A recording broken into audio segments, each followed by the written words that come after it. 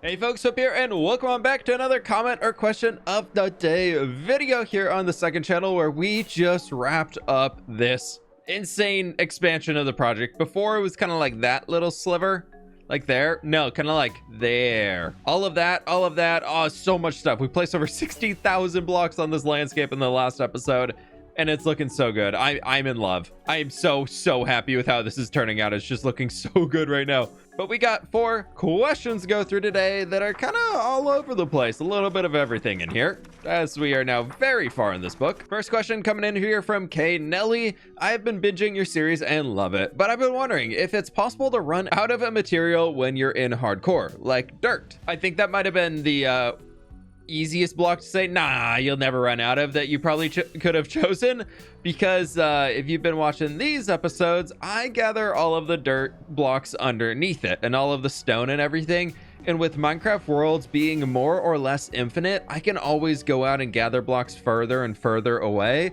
And there are even some ways where you can start to automate the production of those.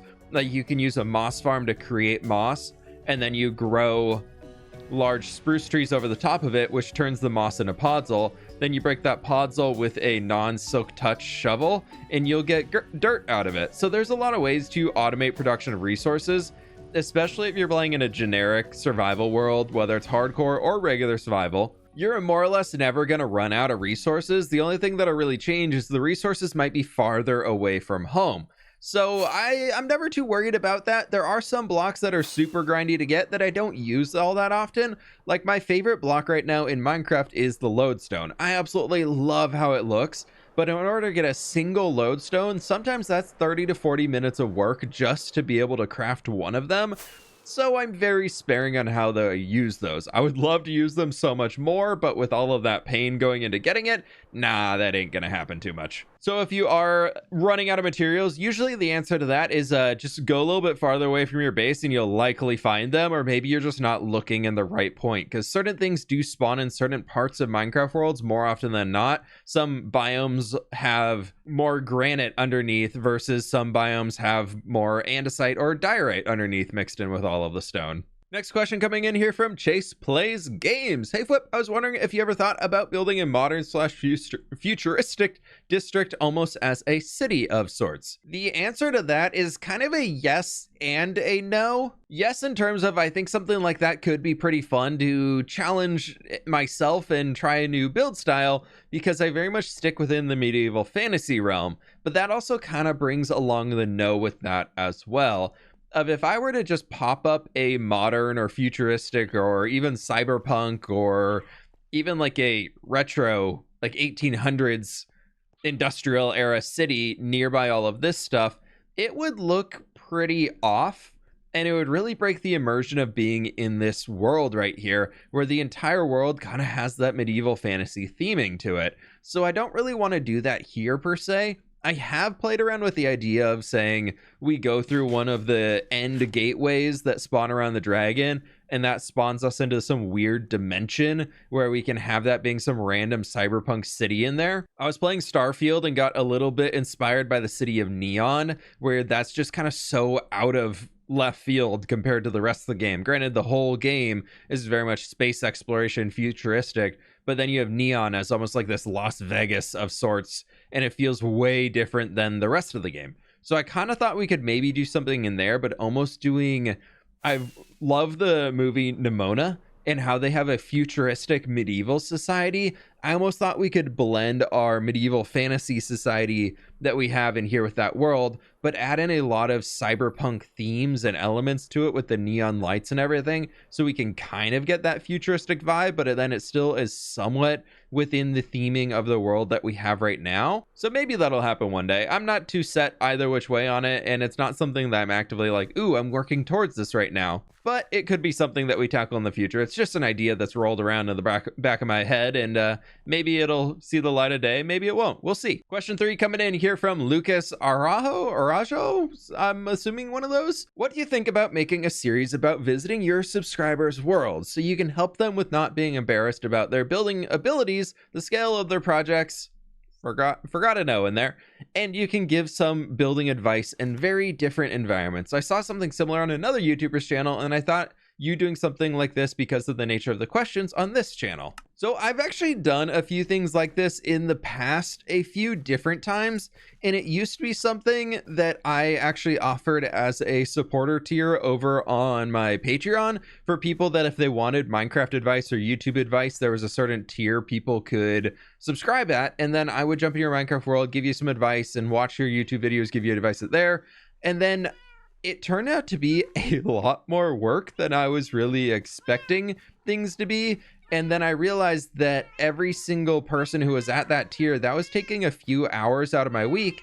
And then that prevented me from creating all of this content for everybody else. So I have kind of pivoted from that tier in there as a supporter rank into something where if people are looking for advice, you basically get a quote unquote private chat room with me where you can ask YouTube questions, you can ask Minecraft questions, you can ask all those things, and I'll reply as soon as I can. I say quote unquote because my moderators, like my admins and all of them, still have access to that for security reasons of just safety for myself and safety for everybody in there. Of I don't ever want to be in a weird position or put anybody in a weird position where I know what I do can kind of be in a position of power over other people, seeing as I can be seen as this famous figure with a big old YouTube channel that a lot of people look up to. And I'm like, I don't ever really want to be in a...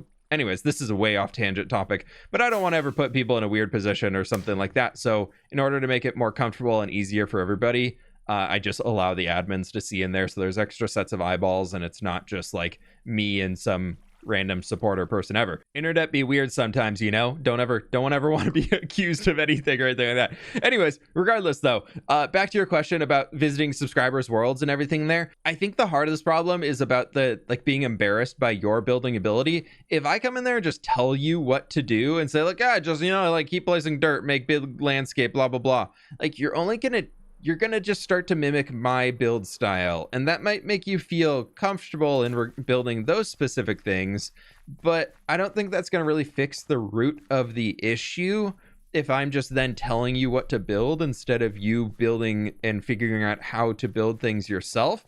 I definitely see the merit of it, like having a teacher always helps, but if I'm just kind of going through in a once over of doing that, I don't think it's really helping all that much compared to it, especially if it's something where I'm making videos out of it to post that on here. That's going to be very, very different from me just sitting down with somebody and say, hey, let's look at your build over here. Or a lot of times Mythical Sausage and I'll just be chatting in game or chatting over Discord or something, sending screenshots to each other of builds that we're working on and be like, ooh, what have you tried this? Ooh, what have you thought about this? Hey, have you tried this block? Ooh, you could contrast and use this in your block palette too right here. Like, couldn't this be cool? And like, that sort of stuff I think would be more helpful, because then that puts it back on the person for finding that creative process. I definitely see that also as like a, ooh, YouTuber that I like came into my Minecraft world and gave me advice and all those things. I definitely acknowledge that. If I've definitely in the past been like, oh, it'd be so cool if blah blah blah came through and helped me with a build in my world, like that, wouldn't that be amazing? Man, I'd love to work with that individual. And I definitely see where that comes from. But at that point, it also becomes like, if I were to do a video, that would be one or two people that would be randomly chosen to have me go through the world. And that goes through the whole stake of needing to set up time with those people, needing to figure that out and making sure that it can actually be video content. And it just adds a lot of things that could potentially go wrong before you even get into the side of only two people out of the near 1.7 million people that are subscribed to my channel would be able to have this perk. And then you do that every single time on each video, and that's just not too many people in there. So I think the way that I can do it the best to help people out is I try, when people are posting builds in the supporter channel, so like channel members, Twitch subscribers, Patreon supporters, those things, I try and give them advice. I try and chat in there more so, because it creates a smaller, more healthy community and less of people just saying, hey fWhip, can you just like build this thing for me or tell me how to build this thing.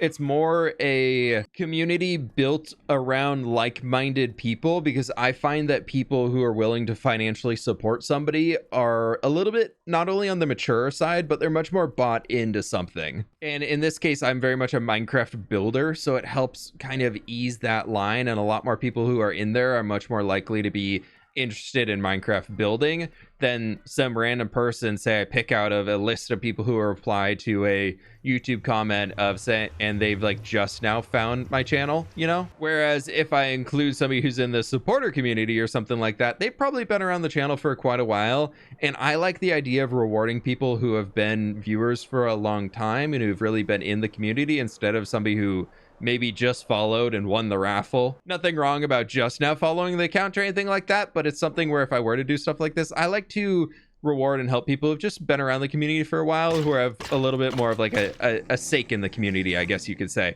Not that being just a general viewer or anything like that is bad or wrong or any different which ways there. Like, support how you want to support, but having that smaller community definitely comes with extra perks of being inside of that smaller community. Sorry, I saw my wings were almost down and I was like, we gotta come out here to fix them up. But yeah, I would say if you are looking for Minecraft building advice, finding a community and not really going after, can big YouTuber give me advice in this? Like, if you join my Discord, which is discord.gg/fWhip, it is an official server in there. We have a post your builds channel where you can post screenshots of your Minecraft builds that you've been working on, ask questions for other people, and there's an awesome community of people who are responding to each other all the time, cheering others on, offering new advice ideas, or simply just being like, yeah, great build, good job, like keep it up.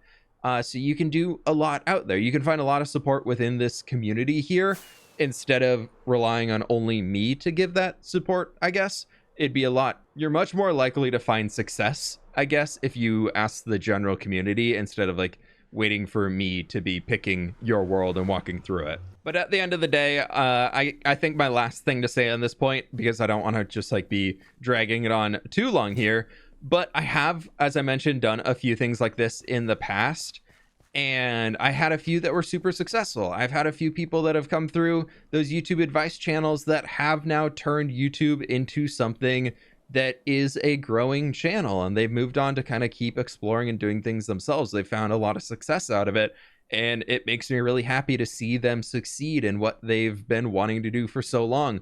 They were doing a great job. They just needed a little advice on how to win the YouTube game instead of just producing a cool video, because sometimes that gets mixed in too.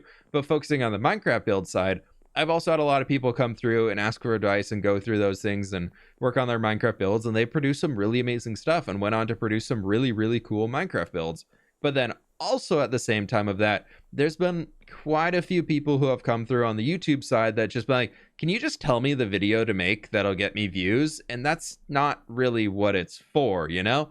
It's supposed to be there to push people and urge people forwards. And so I worry that if I were to do this in a point of making videos, the likelihood of somebody just either being like, oh my gosh, I'm in a fWhip video, and then it being really, really difficult for me to make content out of it. So likely those videos would not really see the light of day. Like, they probably wouldn't be published because honestly, they probably wouldn't be that great. And that's not any hate or anything towards that.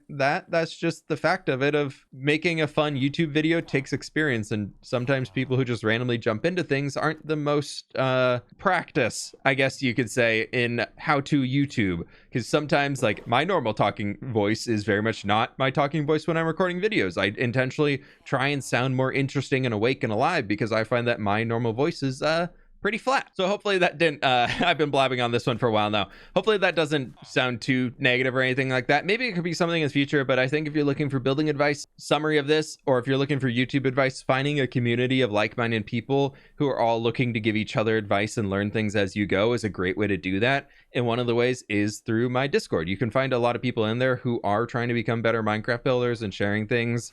And there's some people in there who are better builders than I am that are just posting these amazing things that even inspire me to want to try and create something cool. So I would urge you to go and check those things out as like a first step towards learning how to improve builds and things along those lines. Last question coming in for Havardrode. Great build. Good to see you enjoying building and awesome watching the city grow. Feel like you missed an opportunity to decorate the clothing store with some dyed leather armor. Not a more. Maybe we love it, but that's cool.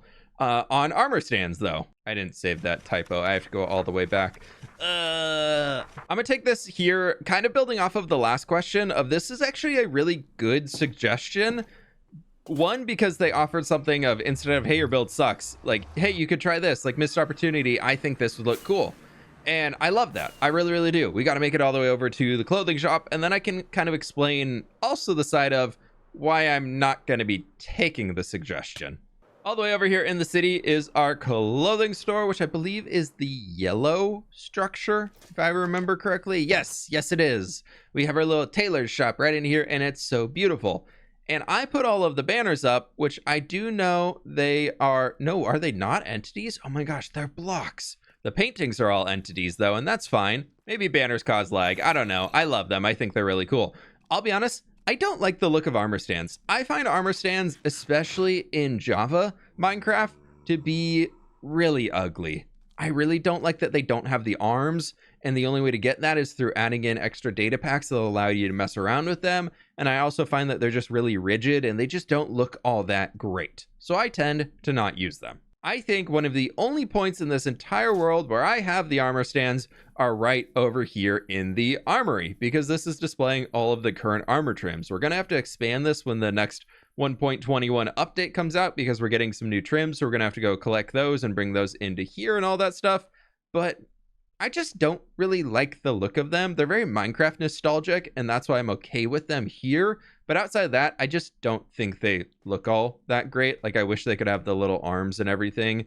You can get those in Bedrock by just like right clicking on them, I believe, and then the arms will pop out. And then there's also poses on Bedrock. Why we don't have that in Java, I don't know. But also, armor stands are entities. More entities you have in a world, the more your world is gonna lag. And I'm trying to be very conscientious about this world here, because already when we look right there, currently right now we're getting like 70 FPS. But if I get over there closer, with all the item frames and everything we have in the mountain for the maps, you can see my FPS just dropping in the upper left corner, down to 20 right now when I'm around my starter base.